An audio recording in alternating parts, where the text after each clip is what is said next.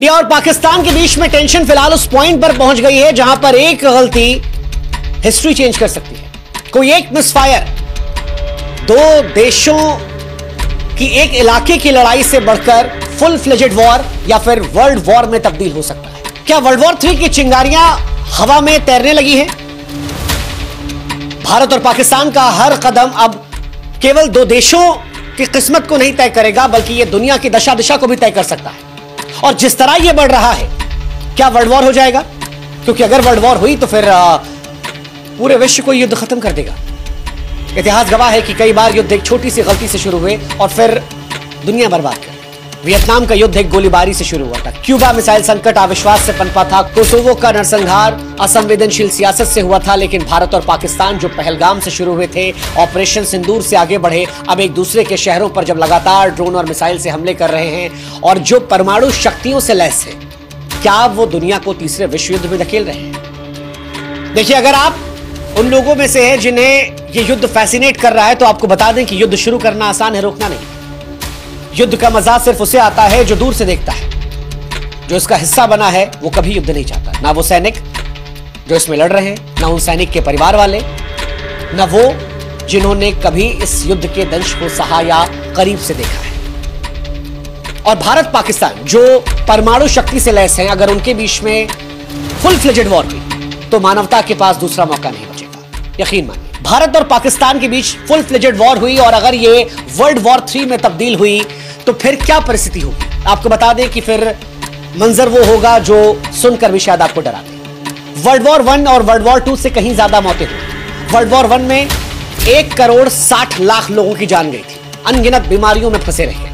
World war 2 जब आया तो इसमें मौतों की संख्या और ज्यादा बढ़ गई, 8.5 करोड़ के आसपास मौतें हुई, जिसमें हिरोशिमा और नागासाकी पर परमाणु बम भी शामिल था। हिरोशिमा में 70,000 लोग और नागासाकी में 40,000 लोग एक सेकंड में राख हो गए। लेकिन अगर इंडिया और पाकिस्तान फुल फ्लेजेड वॉर करते हैं, परमाणु वॉर करते हैं, तो फिर कहानी बिल्कुल अलग होगी। अगर ये दोनों देश अपने 50% हथियारों का भी इस्तेमाल करते हैं तो ये मान के चलिए 10 से 20 करोड़ लोग पहले घंटे में मर सकते हैं। उसकी वजह है, चाहे दिल्ली हो या कराची, इनकी आबादी घनी है। दिल्ली में 2.5 करोड़ से अधिक लोग हैं, कराची में 2 करोड़ से अधिक लोग हैं। आधुनिक हथियार इनके पास है जो 15 से लेकर 300 किलोटन की शक्ति रखते हैं। हिरोशिमा में 15 किलोटन का इस्तेमाल किया गया था और अब 300 किलोटन तक के हथियार हैं। आप सोचिए कितने गुना है। अब अगर हथियारों की ताकत बड़ी है तो तबाही का मंजर भी तो बड़ा होगा। अगर 100 किलोटन का मान लीजिए बम कराची या फिर दिल्ली पर गिर जाता है तो यकीन मानिए 5 से 10 किलोमीटर तक सब कुछ मलबे में तब्दील हो जाएगा। 20 किलोमीटर तक लोग जलकर राख हो जाएंगे। 30 किलोमीटर तक इमारतें जो हैं वो पूरी तरह से ढह जाएंगी। लाखों मौतें मिनटों में हो जाएंगी। करोड़ों ऐसे हैं जिनको इलाज नहीं मिलेगा। रेडिएशन का असर अलग आएगा। कैंसर, अपंगता और आगे आने वाली पीढ़ियों में बीमारियां जो इंसान की नस्लों को बर्बाद कर रख देंगे। अब अगर आपको लगता है कि दोनों देश समझदार हैं, वो लड़ रहे हैं, वर्ल्ड वॉर जैसी सिचुएशन या परमाणु वॉर जैसी सिचुएशन नहीं होगी, तो आपको यह समझना पड़ेगा कि एक गलती वर्ल्ड वॉर शुरू कर सकती है। एक गलती। कोई भी युद्ध जानबूझकर शुरू नहीं करता, हालात बनते चले जाते हैं। एक मिसफायर, आज भारत और पाकिस्तान के बीच तनाव की तपती रेत पर एक ऐसी गलती, एक मिसाइल का गलत निशाना, एक साइबर हमला, एक आतंकी साजिश या खुफिया जानकारी की चूक न केवल दोनों देशों को बल्कि पूरी दुनिया को तीसरे विश्व युद्ध की भट्टी में झोंक सकती है। ये दोनों देश ऐसे हैं जो परमाणु हथियारों से लैस हैं। गलतफहमी को सुधारने का वक्त शायद चंद मिनट भी ना मिले। उदाहरण के तौर पर एलओसी पर तनाव के दौरान एक मिसाइल अगर गलत निशाना साध लेती है तो दुनिया बदल सकती है। ऐसा पहले भी हुआ है। तकनीकी खराबी के चलते मिसाइलें इधर उधर गिरी हैं। उस वक्त बातचीत का दरवाजा खुला था, युद्ध नहीं चल रहा था, जैसे तैसे स्थिति संभाल ली गई। लेकिन आप कल्पना कीजिए कि दोनों देशों की तरफ से कोई एक मिसाइल किसी एक देश के रिहायशी इलाके में गिर जाए। अगला देश क्या करेगा? वो पलटवार करेगा, उससे बड़ा, उसके बाद अगला बड़ा वार। शायद इसी आवेश में कोई परमाणु शक्ति का इस्तेमाल करे। यह खतरनाक हो सकता है। अगर भारत की अग्नि 5 जो 5000 किलोमीटर रेंज या पाकिस्तान की शाहीन 3 जो 2700 किलोमीटर रेंज गलती से इधर उधर चली जाती है तो दूसरा हमला करेगा। आज Bharat no first use policy का इस्तेमाल करता है, लेकिन अगर गलतफहमी इस लेवल पे जाती है तो शायद जवाब खतरनाक होगा।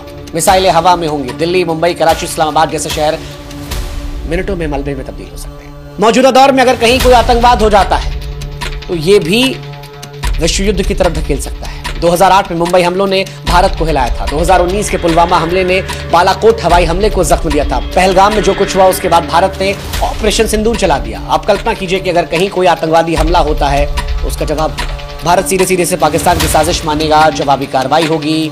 सच्चाई कुछ भी हो, वो युद्ध के बीच में दब जाएगी और उसके बाद दुनिया विश्व युद्ध की आग में जा सकती है। भारत और पाकिस्तान के बीच संयुक्त रूप से सैकड़ों हथियार। भारत के पास अनुमानित 180 हथियार है परमाणु के, पाकिस्तान के पास भी 170 के आसपास है। और दोनों की मिसाइलें, चाहे भारत की अग्नि या पाकिस्तानी गजनवी, मिनटों में एक दूसरे के शहरों को राख कर सकती है। यकीन मानिए, दिल्ली से इस्लामाबाद, कराची से लेकर मुंबई, अगर ये मिसाइलें चलती हैं तो कोई नहीं बचेगा। सबसे डरावनी बात यह है कि ये दोनों देश इमोशनली ड्रिवन है, भावनाओं का ज्वार चरम पर है।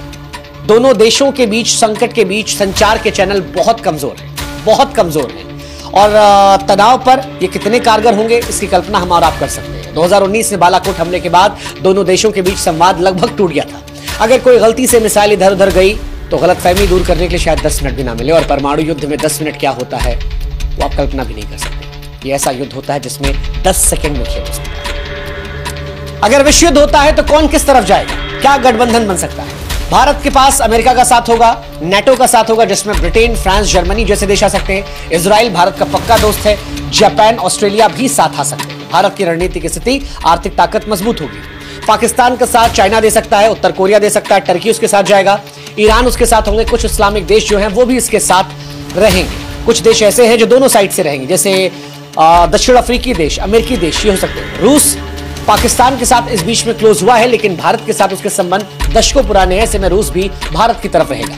अब सवाल यह कि जिस विश्व युद्ध की हम बात कर रहे हैं, विश्व युद्ध 1 और विश्व युद्ध 2, ये शुरू कैसे हुए थे? इनकी शुरुआत को समझना जरूरी है अगर इनसे हम बचना चाहते हैं। खासतौर पर भारत और पाकिस्तान के संदर्भ में समझना बहुत जरूरी है, क्योंकि यहां पर एक छोटी सी गलती इसकी आशंका पैदा कर सकती है। फर्स्ट वर्ल्ड वॉर और सेकेंड वर्ल्ड वॉर इतिहास के सबसे विनाशकारी संघर्ष थे। दोनों की शुरुआत छोटी छोटी चिंकारियों से हुई थी। जैसे फर्स्ट वर्ल्ड वॉर 1914 से 1918 तक गया था। ऑस्ट्रिया हंगरी के आर्क ड्यूक फ्रांस की हत्या ने यूरोप में तनाव भड़का दिया था और इसी के बाद इसे विश्व युद्ध की चिंगारी में बदलते देखा गया। नतीजा जैसा हमने बताया, 1.5 करोड़ से अधिक लोगों की मौत हुई। सेकेंड वर्ल्ड वॉर, हिटलर के विस्तारवादी नीतियां, पोलैंड पर जर्मनी का हमला और उसके बाद ये विश्व युद्ध में तब्दील हुई। 7 से 8 करोड़ लोगों की मौत हो गई। हालांकि भारत पाक एक दूसरे से लड़ रहे हैं, लेकिन फिर भी इस युद्ध को रोकने के कई रास्ते हैं, क्योंकि तबाही से पहले संयम और समझदारी काम आ सकती है। क्या क्या उपाय हैं हम आपको बताते हैं।